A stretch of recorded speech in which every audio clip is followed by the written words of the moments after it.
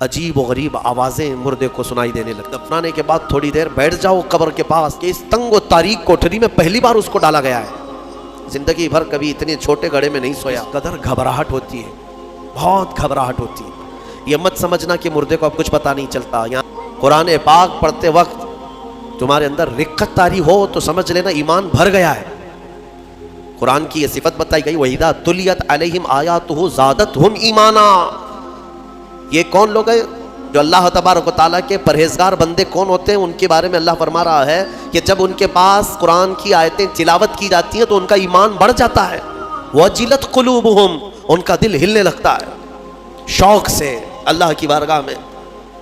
حضرت امام اعظم ابو حنیفہ رحمۃ اللہ تعالیٰ نے مغرب کی نماز کے لیے حاضر ہوئے. صرف قاری قرآن نے اذا زلزلت الارض زلزالہا یہ سورہ پڑھی, اتنا رونے لگ گئے, اتنا رونے لگ گئے. اس میں قیامت کا ذکر ہے کہ یاد کرو کس چیز کو, جب زمین ہلا دی جائے گی. واخرجت الارض اثقالہا, اور زمین کے اندر کی ساری بوجھل چیزیں نکال دی جائیں گی باہر, زمین سب اگل دے گی. اور سورہ قاریعہ میں اللہ نے فرمایا یوم یکون الناس کالفراش, لوگ اس دن پتنگوں کی طرح ہوں گے, اڑ رہے ہوں گے. وتکون الجبال کالعہن, اور پہاڑ روئی کے پھاہے ہوتے ہیں, روئی کے اس طرح پہاڑ جو ہے ہواؤں میں اڑ رہے ہوں گے. پورے بڑے بڑے پہاڑ روئی کے پھاہے کی طرح اڑ رہے ہوں گے. اللہ نے قرآن پاک میں جو قیامت کے تذکرے فرمائے. امام اعظم ابو حنیفہ صرف سورہ زلزال پڑھتے رہ گئے. عشاء کا وقت آیا, عشاء پڑھی, پھر کھڑے ہو گئے, صرف یہی اذا زلزلت الارض زلزالہا اسی میں رہ گئے. اتنا روتے کہ ان کی داڑھی سے آنسوؤں کا پانی ٹپ ٹپ ٹپ گرنے لگا مسجد کے اندر. آپ کی عمر اس وقت قریب 70 سال کی ہے, قریب 70 سال کی.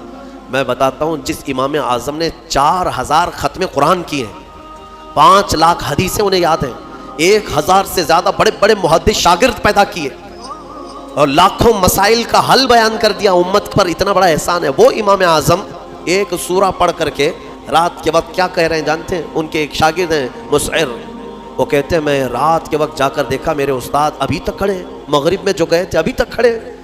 آدھی رات گزر گئی تو وہ دروازہ کھول کر پیچھے کھڑے ہوئے تو امام اعظم ہاتھ پھیلا کر یوں رو رہے تھے اللہ کی بارگاہ میں کہ اے مولا, قیامت کے دن اگر ابو حنیفہ کی بخشش ہو گئی تو تعجب کی بات ہے, ورنہ مجھ جیسا آدمی بخشے جانے کے قابل نہیں. امام اعظم کہہ رہے ہیں میری بخشش ہو گئی تو تعجب کی بات ہے, جس نے 4000 ختم قرآن کیے ہوں.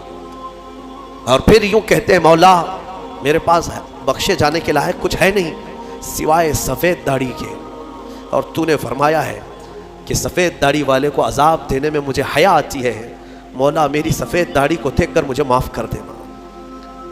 یہ قرآن میں محو ہونے والوں کا انداز ہے. اور ہمارے ہاں برسوں ہو جاتے ہیں ہم خوف الہی سے نہ روتے ہیں نہ ہی ہمارے جسم ہلتے ہیں. ہمیں کس چیز کا غرور ہے, ہمیں کس چیز سے اطراء ہے, کیا ہے ہمارے پاس؟ دنیا کے جو سب سے اچھے لوگ تھے وہ صحابہ تھے. ایک بار وہ زور سے ہنس رہے تھے تو میرے آقا نے صرف ان کو اتنی بات پر پوچھا کیا تم سبوں نے قیامت کی تیاری کر لی؟ تو اتنی زور سے ہنستے کس بات پر ہو؟ صحابہ ہنسنا بند کر دی. اور ہمارے حال یہ ہے نہ وضو ڈھنگ کا ہے, نہ قرات ڈھنگ کی ہے, نہ نمازیں ہو پائی ہیں, کچھ نہ ہو کر کے بھی ہمارا سینہ چوڑا کر کے ہم زمین پر گھوم رہے ہیں. اللہ کے خوف سے لرز جاؤ. اور قرآن عظیم کی تلاوت جو بندہ کرتا ہے کثرت سے, اللہ تعالیٰ کا وہ ایسا محبوب ہوتا ہے, ایسا محبوب کہ آپ دیکھنا موت کے وقت بھی اس کے چہرے پر نور طاری ہو جاتا ہے. ہاں اس کے لبوں پر مسکراہٹ ہوگی. قرآن کثرت سے پڑھنے والے کی روح آسانی سے نکالی جاتی. امام احمد بن حنبل بڑے امام ہیں, فرماتے ہیں نزا کیا وقت تھا ان کے, اور اس وقت سے کوئی باہر آتا نہیں, لیکن اللہ تبارک و تعالیٰ جسے چاہے موت کے منہ سے نکالے.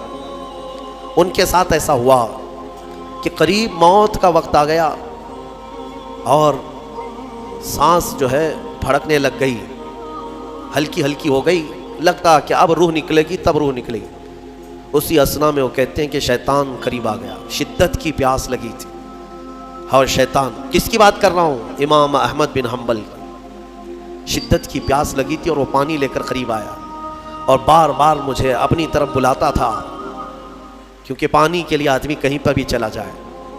وہ کہتے ہیں کہ مجھے اندازہ تھا کہ یہ ابلیس ہے مجھے بہکا رہا ہے، لیکن پانی کی خواہش بھی ہے.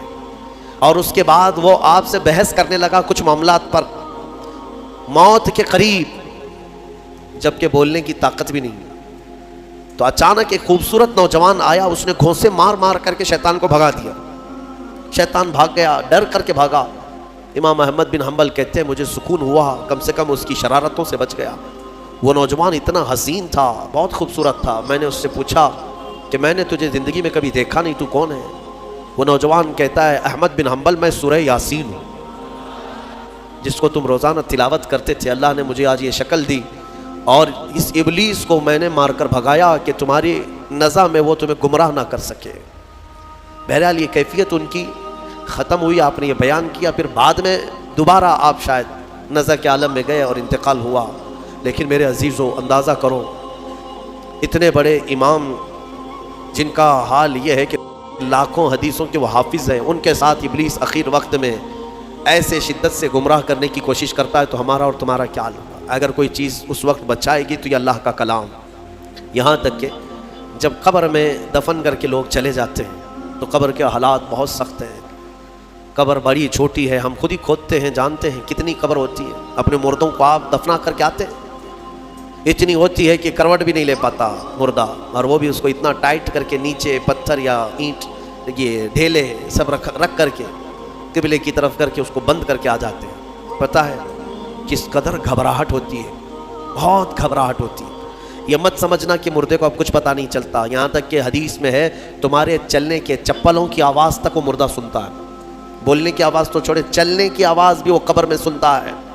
ہر چیز زندوں کے کانوں سے زیادہ کان اس کے تیز سنائی دیتا ہے اس میں. اور جب لوگ چھوڑ کر کے جا رہے ہوتے ہیں وہ اس قدر گھبراہٹ کا شکار ہوتا ہے کہ اس تنگ و تاریک کوٹھری میں پہلی بار اس کو ڈالا گیا ہے. زندگی بھر کبھی اتنے چھوٹے گڑھے میں نہیں سویا. ہاں، اب حضور پاک صلی اللہ علیہ وسلم نے فرمایا ہے، رشتہ داروں کو بھی کہا ہے کہ دفنانے کے بعد تھوڑی دیر بیٹھ جاؤ قبر کے پاس کہ اس کی گھبراہٹ کم ہو. لیکن کون بیٹھتا کون ہے؟ سب کو اپنی جلدی ہے. عزیز لوگ بھی نہیں بیٹھتے، نکل آتے ہیں. بھائی ہوں، باپ ہوں، بیٹے ہوں، سب نکل کر کے آ جاتے ہیں الا ماشاء اللہ. لیکن اس اندھیری قبر میں جب لوگ قبرستان سے آ جاتے ہیں، عجیب و غریب آوازیں مردے کو سنائی دینے لگتی ہیں. زمین ہلنے لگتی ہے اور دونوں جانب سے دباتی ہے زمین. میرے آقا صلی اللہ علیہ وسلم نے فرمایا ان ضغطۃ القبر حق، قبر کا جھٹکا دینا حق ہے، ہر ایک کے ساتھ ہوگا. صحابی رسول سعد بن معاذ کے بارے میں حضور نے فرمایا ان کو قبر دبا رہی تھی. قبر سب کو دبائے گی، لیکن کچھ کو ایسے دبائے گی کہ ان کی ہڈی پسلیاں الگ ہو جائیں، اور کچھ کو محبت سے دبائے گی. لیکن فرمایا کہ قبر جو ہے اس وقت اندھیری اور پھر عجیب و غریب آوازیں، تنہائی الگ، کوئی نہیں ہے قریب، کوئی نہیں ہے. اس وقت کچھ لوگوں کی قبر میں ایسا ہے کہ اچانک ایک نورانی شکل کا نوجوان سرانے کے پاس آ کر بیٹھتا ہے اور کہتا ہے میں تیرا دوست ہوں، تو گھبرا مت، میں تیری دوستی نبھانے آیا ہوں. مردہ پلٹ کر کے دیکھتا ہے، پوچھتا ہے تو کون ہے؟ تو کہتا ہے میں اللہ کا کلام قرآن پاک، قرآن مقدس رفیق بن کر، انیس بن کر قبر میں آتا ہے. میرے عزیزوں اس قرآن سے محبت کرو، اس قرآن سے محبت کرو. مجھے افسوس ہوتا ہے رمضان میں بھی کچھ لوگ ایسے ہیں جو قرآن سننا نہیں چاہتے. ان کو سال میں ایک بار ہی تو موقع ملتا ہے، ان موقعوں کو بھی گنوا دیتے ہیں. بازاروں کی زینت بنے رہتے. بازار کتنے بازار کرو گے؟ کتنے سال بھر تو بازار کھلا ہے، کیا یہ تراویح پھر رمضان کے بعد ملنے والی ہے؟ ضائع کر دیتے ہیں. ایک تو تم حافظ قرآن ہو نہیں، قرآن گھر میں پڑھتے نہیں. ایک حافظ تمہارے ہاں آ گیا سنانے کے لیے اللہ کا کلام، اس کے لیے بھی پیچھے بھاگ جا رہے ہو. تو گویا کہ تم قرآن کے ساتھ بہت ناانصافی کر رہے ہو. قرآن کو پیٹ پیچھے ڈال چکے، اس کے حقوق نہیں ادا کرتے. گھروں میں جا کر کے دیکھو تو بہت اونچے طاق پر اس کو رکھ دیا ہے. قرآن پر تو اتنی دھول جمع ہوتی ہے کہ اتنی دھول نہ فریج پر نہ ٹی وی پر.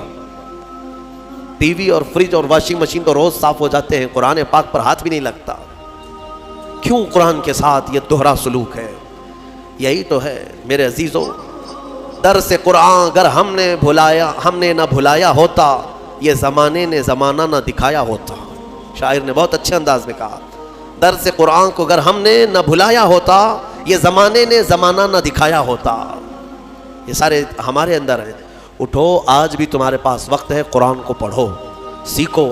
اور میں کہتا ہوں آج کے دور کے مسلمان، سخت پکڑ ہوگی تمہاری، تمہارے پاس یہ عذر بھی نہیں ہے کہ اللہ کی بارگاہ میں کہیں گے کہ مولا پڑھانے والا کوئی تھا نہیں، سیکھنے کا کوئی ذریعہ تھا نہیں۔ آج تمہارے ہر ایک کے ہاتھ میں موبائل ہے، قرآن ہے، سینکڑوں قاریوں کی قرت ہے۔ انٹرنیٹ صرف گانے سننے کے لیے نہیں، قرآن سیکھنے کے بھی وہاں ذریعہ موجود ہیں۔ پورے عالم بننے کے مدرسے چل رہے ہیں آن لائن، قرآن پڑھانے والے پڑھا رہے ہیں، لیکن اب عذر تمہارے پاس کچھ بھی نہیں رہے گا۔ کیا کہو گے؟ کیا کہو گے کہ ہمارے ہاں کوئی عالم نہیں تھا، کوئی حافظ نہیں تھا، پڑھنے کا موقع نہیں ملا؟ نہیں، تمہاری سخت پکڑ ہوگی، تمہارے پاس سب تھا، تم نہیں